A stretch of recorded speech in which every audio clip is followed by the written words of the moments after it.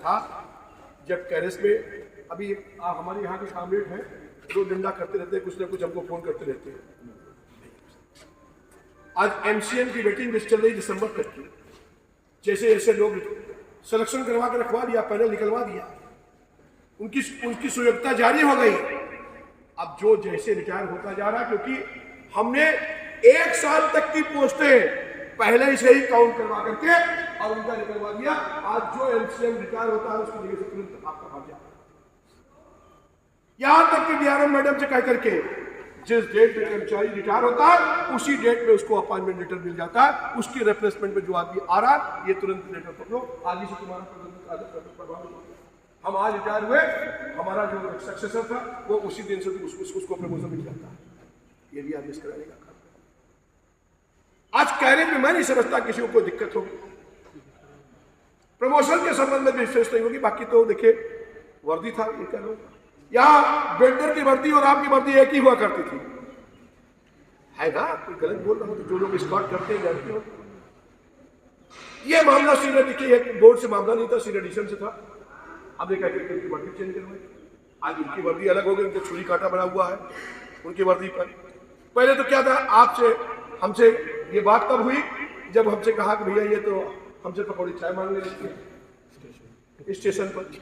वो ये सब पैसेंजर जो है वो ये समझता था कि ये भी वेंडर ही है, वेंडर है, लाओ चकोड़ी पकौड़ी चाय लेकर के आओ। तो हमने कहा तो हमारे सम्मान की लड़ाई है यार। हमारा रेलवे कर्मचारी, हमारा केंद्रीय कर्मचारी, और जो 40,000 30,000 तनख्वाह पाता है उससे वो चाय पकौड़ी मंगाता है। और जब स्कॉट जाता था सस्ते में तो चाय नहीं लाया था अभी तक। तो हमने कहा कि भाई ये तो आज करवाया गया, उनका वर्दी अलग है, उनकी वर्दी अलग। जैसे जैसे हमारी संज्ञान में कोई आपकी समस्या आती है वैसे वैसे आपकी समस्या का निदान भी होता रहता है। मेरे साथियों, कुछ लोग आपको भ्रमित भी कर सकते हैं। अभी एक निर्मला सीतारमण ने 23 तारीख को बजट पेश किया। अब उस बजट में सुन लीजिए, जिनको यूनियन की स्पेलिंग नहीं पता वो ज्ञान बांट रहे हैं आपको कि साहब आपका 14% कटने वाला है। चाहे वो ऑन ड्यूटी रनवर्क, जब 1700 कर्मचारी प्रतिवर्ष रेलवे में रनवर्क होता है, सही होता है 1700, चाहे वो ट्रैकमैन हो, चाहे कैरिस का हो, लेकिन बफर के बीच में आकर के मृत्यु हुई है संजय के दौरान, चाहे हमारा पॉइंट्स नहीं। ऐसे 1700 लोग। आज तो आंकड़ा ये है कि आर्मी से ज्यादा शहादत दे रहा है रेलवे का कर्मचारी।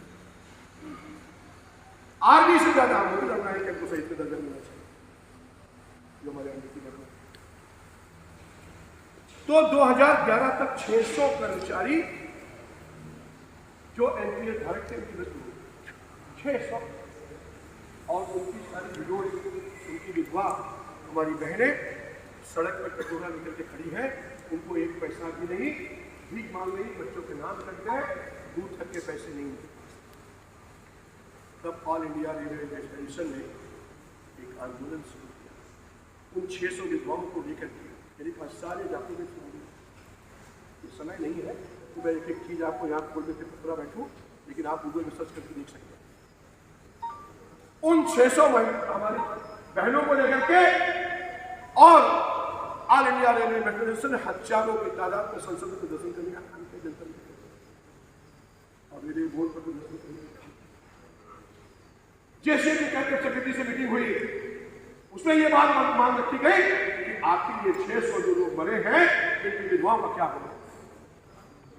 क्या भीख मांगी? एक रेलवे का कर्मचारी एक सम्मानित जगह से आज उसकी काम करते हुए शहादत देते हुए डेथ हुई और उसको, उसकी विधवा को सड़क पर छोड़ दिया गया भीख मांगने के लिए। तब उस कमेटी ने मेरे दोस्तों 11-12 फैसला इस ऑल इंडिया रेलवे एडमिनिस्ट्रेशन से फैसला करने की दबाव में ऐसे कर्मचारी जो 1 जनवरी 2004 के बाद जिनकी मृत्यु हो गई, चाहे वो किसी भी तरह से उनकी मृत्यु हुई हो, ऑन ड्यूटी हो या ऑफ ड्यूटी हो, सभी की विधवाओं को पुरानी पेंशन के आधार पर पेंशन का भुगतान किया जा रहा जो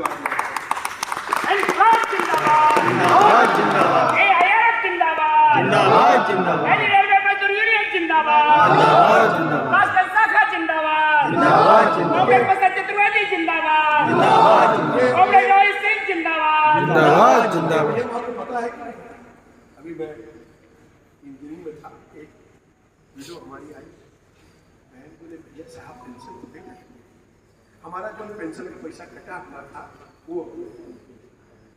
उसकी भी लिस्ट आ गई है, जो पहले कर दिया था। भाई वो तो बाद में फैसला, तो जो कट गया था वो तो वापस होना है, उसकी भी लिस्ट आ गई है। और थोड़ा समय लगता है क्योंकि NSDL के पास पैसा जाता है, तमाम भूलता रहता है पैसा, तो बड़ी मुश्किल से इनके पैसा हम लोग बराबर बोर्ड तक में उठाया हुआ है मामला। ये आपको निश्चित तौर पर NPS का भी पैसा जो आप दूसरी बात ये NPS की, तो अब आप इस भ्रम में मत रहिएगा कि कोई आपको रसीद दिखा दे के साथ 11 की 12 की चिट्ठी है तो आप समझ जाए कि अरे ये तो दस्तखत कर दिए हैं, नाम दिखाने की उम्र कोई तो दस्तखत कर दिया। किस वजह से दस्तखत किया कि आपकी विधवा को, आपकी पत्नी, आपकी मृतक की पत्नी को पुरानी पेंशन मिल सके, इस पर समझौता हुआ था। ये बात तो अब आपको समझ में आती है। दूसरी बात ये, अब आप ये कहेंगे साहब तो ठीक है, NPS का क्या हो रहा है? NPS कमेटी में एक मात्र लीडर है, सारे लोगों ने चिट्ठियाँ देखी होगी, आप वीडियो भी वायरल हुआ वो भी देखा होगा। 8वें वेतन आयोग की भी हम लोगों ने कैबिनेट सेक्रेटरी KCM की बैठक में उठाने का काम किया है और 8वां वेतन 50% DA का जो अलाउंसेस आपको बढ़ना चाहिए था वो करीब करीब सबका बढ़ गया लगभग सारी चीज़ों का। आज एक समय था जब वर्दी का पैसा, वर्दी मिलती थी पैसा नहीं मिलता था, आज वर्दी भी मिलती है और पैसा भी मिल रहा है, कैरिज को जूते भी मिल रहे हैं ना।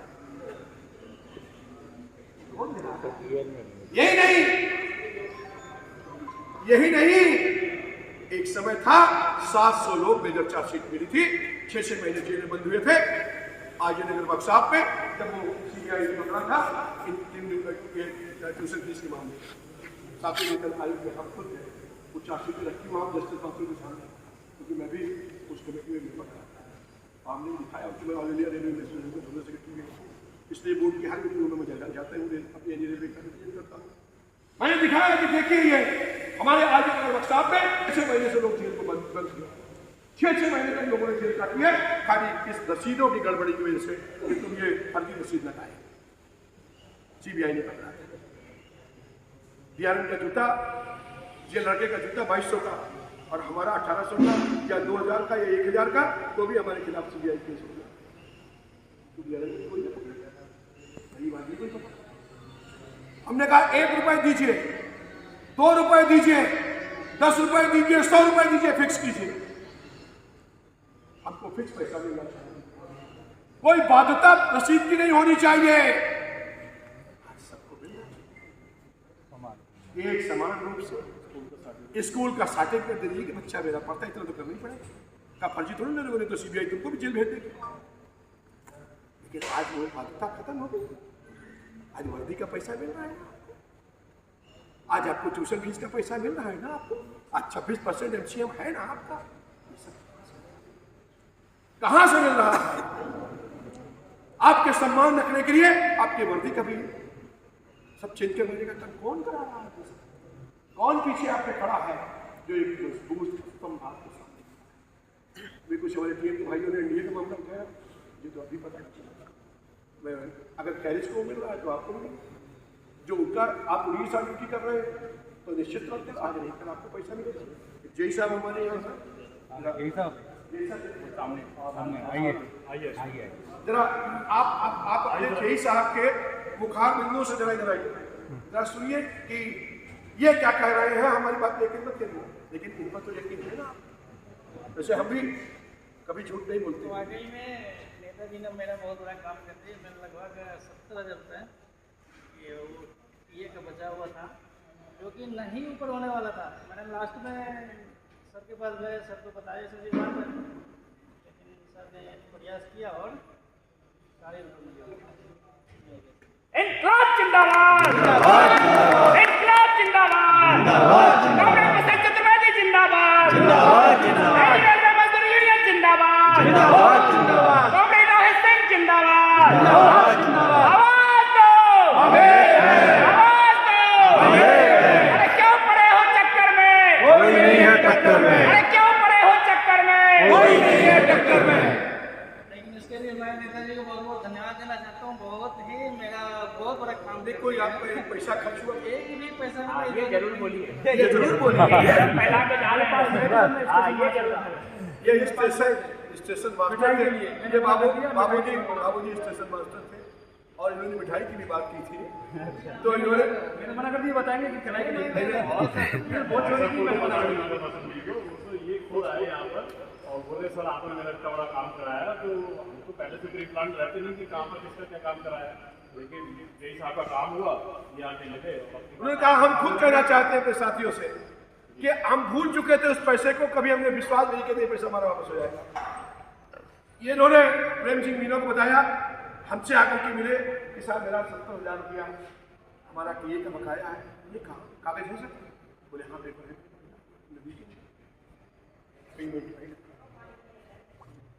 एक रुपया भी आपका खर्च हो जाए तो आपका जूता मेरा सर है। हम लोग ईमानदारी से काम करने वाले लोग हैं मेरे दोस्तों, हम दलाल नहीं हैं, हम कोई ब्रोकर नहीं है। हमारे लिए 1 रुपए की चाय भी आपकी बतौर घूस पीना गौवंश से बराबर है। मैं सचमुच विशुद्ध जरूर धर्म नहीं कहूँगा, लेकिन विशुद्ध ब्राह्मण हूँ। प्याज वैसे में नहीं खाता हूँ, मजबूरी में प्याज मिल गया तो कभी कभी वो खाने में डाल दिया तो भूखा भी नहीं मरता, लेकिन ईमानदारी के साथ। और अपने जीवन में 50 साल के ट्रेड में अगर कोई माई करार बस चुकी से कहे इतने बड़े बड़े काम कराए,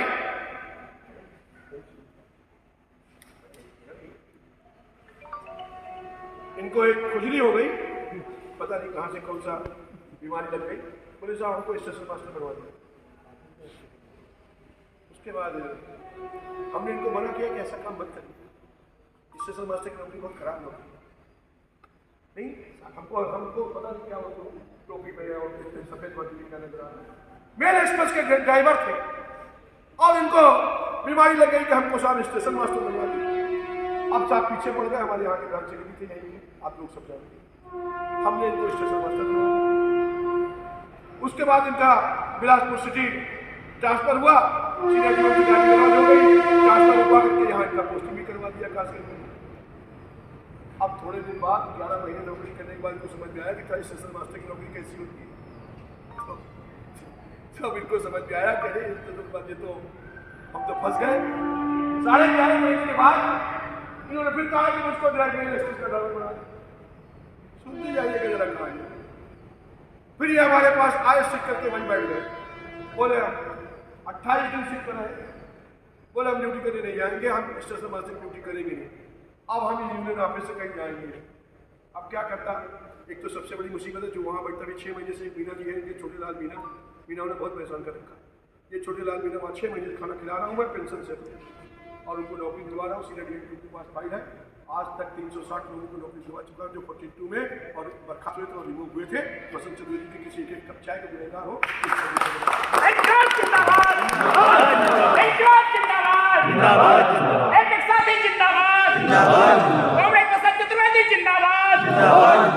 मेजर और माइनर 4 सीटों की बातें छोड़, कितने को जवाब लिखवाए, कितने के डीआर किए और कितने को बेदाग छुड़वा दिया, उसकी तो आप गिनती मत करिए। लेकिन जो ये काम है कि 350-360 लोगों को हमने आज 10 साल के अंदर पूरे रेलवे में जो बर्खास्त थे, रिमूव थे, उनको नौकरी दी। 11.5 महीने के बाद फिर इनको मेल एक्सप्रेस का ड्राइवर बनवा दिया। फिर उन्होंने कहा साहब हम मथुरा रहने वाले हैं, वही हमारा घर है राजस्थान के, हमको नौकरी करवा दीजिए। तो आनंद वर्धन जी हमारे उनका रिप्लेसमेंट था। आइए वर्धन जी। जी वर्धन जी हमारे सेक्रेटरी हैं, आप जानते हैं, अभी मेरे ड्राइवर और दानिश था हमारा वो, लेकिन हम क्या बताएं, उसका हम लोगों ने नाम प्रस्ताव करके लिस्ट यहाँ से कैंसिल करानी पड़ी। हम लोगों ने दानिश को सेक्रेटरी बनाया था, लेकिन दुर्भाग्य हमारा साथ वो इतना बढ़िया काम है, मेरा इतनी जल्दी चला जाएगा ऐसा मुझे हम लोगों ने उसके लिए कन्विंस भी किया। प्रयास करता हूँ कि उसके बहन को, क्योंकि रेलवे में नियम नहीं है कि कोई किसी का, आप अविवाहित हैं, आपका कोई डिपेंडेंट नहीं है, तो मृतक को के आश्रित को नौकरी मिलती है जाने का बहुत बड़ी दिक्कत है। हम लोगों ने अभी 5 केस ऐसे हैं जिनके लिए मैंने रेलवे बोर्ड के केंद्र में उठा रखा है मामला कि जो लोग ऑन ड्यूटी एक्सपायर होते हैं कम से कम उनके लिए रजिस्टर किया जाए। लेकिन मुझे विश्वास है अभी 2 केस में करा पाया हूँ, 3 केस और बाकी है, उस पर दानिश नहीं है। भगवान चाहेगा, ईश्वर ने चाहा, अल्लाह ने मेरे साथ दिया तो मैं निश्चित तौर पर सफल होऊंगा और उसके बच्चे को भी, उसके परिवार को, उसकी बहन को, उसकी बेटी को नौकरी मिलेगी। ये बड़े काम है, थोड़े मुश्किल से, लेकिन समय लगता है इन कामों में। आप हम पर विश्वास रखिए। एनपीएस के मामले में बड़ा फैसला होगा और फैसला क्या होगा? एनपीएस में हम लोगों ने जो कमेटी ने अभी फैसला किया, उस पर जो रिकमेंडेशन है उनकी फैसला करेंगे, मिनट्स जारी होने बाकी कि 50% लास्ट सैलरी का आप एनपीएस का नाम दीजिए, एनपीएस का नाम पेज का एक जगह फंसा हुआ है और उसमें पेज क्या फंसा हुआ है? पेज ये फंसा हुआ है कि अभी जो हमारे पेंशन का फार्मूला है, हमारी विधवा को भी पेंशन मिलती है, हमारी डाइवोर्स बेटी को भी पेंशन मिलती है, हमारी तलाकशुदा बेटी, हमारे जो अविवाहित पुत्री है उसको भी मिलती है और हमारी विडो पुत्री है उसको भी मिलती है। उसको ये बात करना वो पत्नी तक तो बड़ी मुश्किल से कंसीडर करने को तैयार है कि हाँ भाई आपके डेथ के बाद आपकी, लेकिन बाकी लोगों को पेंशन देने को तैयार है। बाकी लोगों को वो ये कहते हैं ये इसका एक्सपेंशन मत करिए, आप केवल उनकी पत्नी तक सीमित रखिए। 50% दिए के साथ में आपको पेंशन चाहे नहीं रखिए चाहे पुरानी रखिए। कुछ लोग आपको भ्रमित करेंगे कि साहब वो पैसा जो आपका कटा है वो नहीं मिलेगा, यहाँ जब पेंशन मिल जाएगी तो पैसा भी मिल जाएगा और किस सबका मिल गया है ये भी विश्वास रखिए। लड़ाई लड़ने से सब कुछ मिलता है, संघर्ष रखिए, एकजुट रहिए। आज आपकी ताकत को कमजोर करने के लिए बहुत सारे लोग वो चाहते हैं कि लाल झंडे की ताकत कमजोर हो जाए। ऑल इंडिया रेलवे फेडरेशन जो गैर राजनीतिक संगठन है, जिसका कोई राजनीतिक वजूद नहीं है, हम अपने मजदूरों की ताकत के दम पर खड़े हुए संगठन हैं, उसकी ताकत को कमजोर करने के लिए आज तमाम एजेंसियां लगी हुई। जितने लोग आपके ग्रुप में आते हैं सब राजनीतिक लोग, पीआरकेएस कांग्रेस का, पीआरएसएस भारतीय जनता पार्टी का अपना जो मजदूर विरोधी सरकार है उसकी अपनी ट्रेड यूनियन है, फिर कांग्रेस पीआरकेएस का टूटा हुआ खड़ा है। सुभाष दुबे और विनोद राय के झगड़े में वो अलग हुए, अलग हुए, उन्होंने अपना अधिसूचना है दोनों कांग्रेस से। वो आज भी कांग्रेस वहाँ जो कोशिश में है सुभाष दुबे के हमको जो है ये उसमें एफआईआर में जनरल सेक्रेटरी का पद मिल जाए। अभी उनका आपस में फिर झगड़ा हो गया, उनके प्रेसिडेंट और जनरल सेक्रेटरी में केपीसी में झगड़ा हो गया, विनोद राय में झगड़ा हो गया, उन्होंने उनको निकाल दिया, उन्होंने उनको निकाल दिया। इस तरह के वो जो आपस में ही समझौता अपनी नहीं कर पा रहे हैं, वो कर्मचारियों का भला क्या करेंगे? आपके सामने झूठ बोल करके, बड़ी बड़ी बातें करके, आपको नया एक एक डिवीजन में एक 10-10 को मंडल मंत्री बना करके एक ब्रांच में हमारी ब्रांच की लिस्ट सर्कुलेट होती है, हमारे पास सीपीओ क्या सर्कुलेट होती है, डिग्री कहते हैं, एक दिखा दो सर्कुलेट। आज तक किसी इतने साल बाद कि तुमको ब्रांच बनाने की जरूरत पड़ी यहाँ पर, इसका मतलब कि आज तक तुमने कोई काम ही नहीं किया। बस चोरी तो बराबर के बीच में आती रहा। कोई समस्या है, कितनी बार अभी पीछे हमको हमारा कामरेड कहाँ आया, पुलिस कहाँ गया, तिवारी जी अभी हमको फोन किया, करते रहते हैं। कोई भी समस्या होती है, किसान ये हमारी ग्रेड 2 की लिस्ट रखी हुई है, जरा हमारी निकलवा दीजिए, हमारी ये ग्रेड 3 से ग्रेड 2 का प्रमोशन करवा दीजिए, खलासियों से ग्रेड 3 का करवा दीजिए। पीछे सब निकलवाने का काम किया। कोई बकाया हो तो बता दीजिए, कोई काम बकाया हो तो बता दीजिए, हम तो आपके काम के 24 घंटे 24/7 हमारा मोबाइल चालू, मैं कभी आप नहीं करता। छोटी मोटी समस्याएं हैं, यूनियन है, रेल है, तो समस्याएं रहेगी ही, लेकिन हम जब तक नौकरी कर रहे हैं कुछ ना कुछ, कभी टीन टपक रही है, कभी मकान टपक रहे हैं, कभी दरवाजे टूटे हैं, जिंदगी में लगा रहे हैं, लेकिन आपके जीवन स्तर को खलासी को प्रयास नहीं मिलता। एसी का तो बहुत दूर की बात, आपको पता नहीं होगा, फैसला लगभग फाइनल स्टेज में है। जो भर्ती होगा उसको उसी डेट से एसी का करीब उसका 3 पास जो अभी आपको मिलते हैं, वह आपको तीनों पास इनिशियल भी 5 साल के बाद होता है। कि 5 साल के बाद 3 पास मिलेंगे। अब शुरू से ही 3 पास मिलने का हम लोगों ने अभी बोर्ड उठाया हुआ है और उसमें 2 पास एयर कंडीशन AC थर्ड मिलेंगे अप टू 2800 वाले को तो तीनों AC थर्ड के पास मिलेंगे। MCM को AC ट्यूटर का पहले हम JEE में भर्ती हुए 5375 रुपया बेसिक हुई, तब कहीं जाकर के हमारा मिस्त्री AC में चलता था। AC ट्यूटर में 2 ही गाड़ी क्लास होते, स्लीपर और AC2, तो हमारा मिस्त्री तो AC2 में चलता था और बसंत चौधरी स्लीपर में चलता था।